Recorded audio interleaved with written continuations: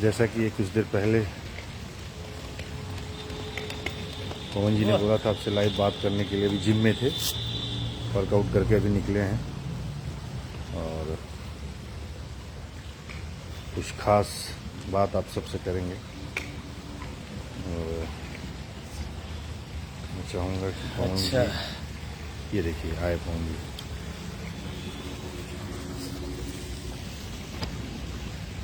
जय हो, good morning, नमस्कार।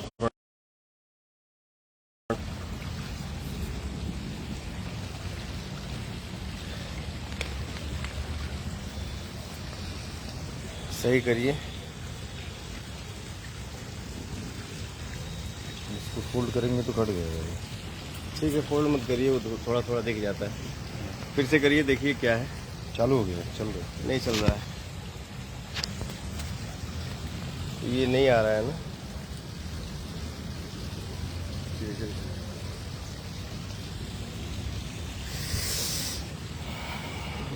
इसको फोल्ड करके करिए।